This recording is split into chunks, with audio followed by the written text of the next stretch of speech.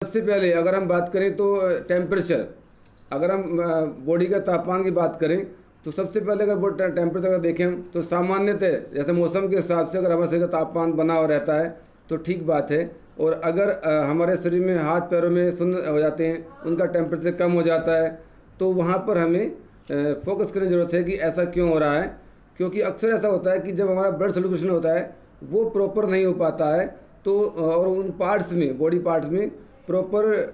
Blood नहीं जा पाता है, तो वहाँ पर एनर्जी जो लेवल होता है वो घट जाता है और जिसकी वजह से वहाँ पर टेम्परेचर कम हो जाता है। तो वहाँ पर हम इसको हम चीज़ को हम फोकस कर सकते हैं। दूसरा अगर हम देखें तो यूरिन के बारे में अक्सर संकेत देता है। हमारा अगर यूरिन नॉर्मल है, जैसे कि बहुत ज़्यादा पीला नहीं है, एक हल्का पीलापन है तो ठीक है। अगर उसमें ज़्यादा पीलापन है या और उसमें डार्कनेस आ रही है तो वहाँ पर भी हम देख सकते हैं कि वहाँ पे कुछ ना कुछ बॉडी में प्रॉब्लम क्रिएट हो सकती है, किडनी संबंधित या अन्य कुछ ऐसी वहाँ पे प्रॉब्लम बन सकती है। और या फिर अगर आपकी यूरिन में बहुत तेज़ दुर्गंध आ रही है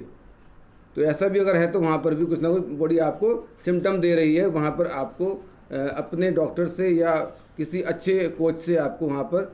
एडवाइस लेने की आवश्यकता है। इसके अलावा आपका जो स्किन होता है वो भी कई प्रकार से सिम्टम देता है। जैसे आपकी स्किन पर बिना किसी वजह, बिना किसी चोट लगे आपकी स्किन पर कोई स्पॉट आने लगते हैं, ब्लैक या ब्लू या रेड कलर के स्पॉट आते हैं, तो वहाँ पर भी आपको देखना चाहिए कि ऐसा क्यों हो रहा है, क्योंकि किसी न किसी वजह से ही ऐसा होता है। तो वहाँ पर भी आपको वहाँ पर फोकस करने की ज़रूरत है। और जो निशान बन रहे हैं तो क्यों बन रहे हैं, अगर ब्लू निशान अक्सर अक्सर बनते हैं तो कभी कभी क्या होता है वो आपकी हार्ट प्रॉब्लम की निशानी भी होती है। बिना किसी चोट के, बिना किसी वजह के अगर आपकी बॉडी पर कहीं कहीं ब्लू निशान आ जाते हैं तो वहाँ पर आपकी हो सकता है कि आपको वहाँ पर कोई हार्ट प्रॉब्लम बन रही हो, क्रिएट हो रही हो। इस प्रकार से अगर हम बात करें तो हमारे नेल्स होते हैं, नाखून होते हैं, बहुत सामान्य सी बात है। अगर इनको हम देखें तो इनका जो एक स्वस्थ मनुष्य है उसके जो नेल्स होते हैं उनके जो कलर होता है वो रेड कलर होना चाहिए, रेडिशपन होना चाहिए उनके अंदर। और अगर वहाँ पर रेडिशपन नहीं है और उनके अंदर स्मूथनेस नहीं है, वहाँ पे अगर उन पर निशान बन रहे हैं, उन पर लाइनिंग आ रही है या उनका जो कलर है वो फेड हो रहा है, वाइटनेस आ रही है या येलोनेस आ रही है, तो वहाँ पर भी आपकी बॉडी आपको सिम्टम दे रही है कि आपकी बॉडी में कहीं ना कुछ गलत हो रहा है, कुछ ना कुछ प्रॉब्लम क्रिएट हो रही है और वहाँ पर आपको अलर्ट होने की आवश्यकता हो जाती है। इसके बाद हम बात करें कि मुंह से दुर्गंध आना।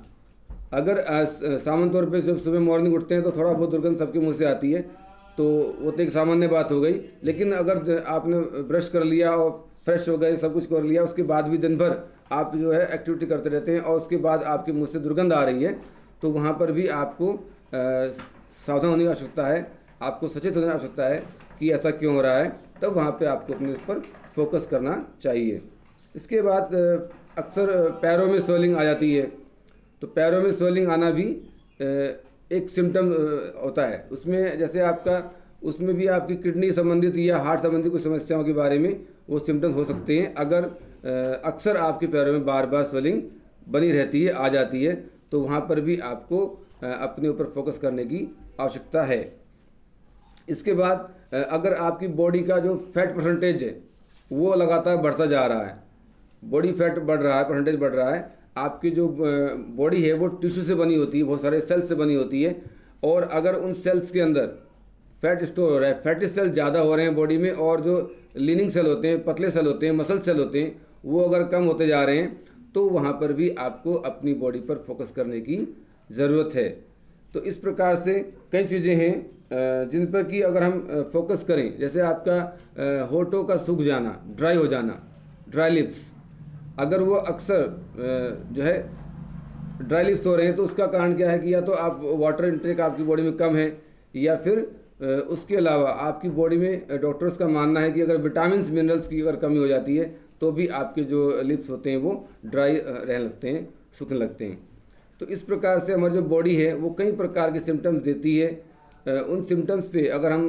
फोकस कर लें, पहले से अगर ध्यान कर लेते हैं, तो हम क्या होते हैं, हम अपनी बॉडी को आने वाली जो कई सारी समस्याएं होती हैं उन समस्याओं से अपनी बॉडी को हम बचा सकते हैं, अपनी बॉडी को हम सेफ रख सकते हैं, एक हेल्दी ट्रैक पर हम जा सकते हैं। लेकिन अक्सर होता क्या है कि शरीर जो होता है सबसे पहली प्राथमिकता होनी चाहिए, शरीर हमारा सबसे पहले होना चाहिए। लेकिन होता अक्सर क्या है कि शरीर को हम सबसे बाद में प्रायोरिटी देते हैं, शरीर के ऊपर फोकस कम करते हैं और सामान्यतः और अन्य चीज़ों पर जो है हम लोग ज़्यादा खर्च करते रहते हैं और अपने जो शरीर है उस पर फोकस नहीं कर पाते हैं। उसके लिए क्या चाहिए, हम अपने शरीर को हेल्दी रख सकें, उसको फोकस कर सकें, उसके लिए क्या क्या चाहिए। शरीर को हेल्दी रखने के लिए सबसे पहले आपको अपनी बॉडी को एक्टिव करना चाहिए। जैसे कि यहाँ पे सबसे पहले आपको बताया गया कि 20% रोल आपका पूरा हो गया, आपने एक्सरसाइज करी, आपने अपने शरीर को मूव किया, मूवमेंट लाए, तो यहाँ पे आपका जो 20% रोल आपकी बॉडी का पूरा हो गया। तो 20% रोल के लिए एक्सरसाइज करना, मूवमेंट्स करना, वर्क करना,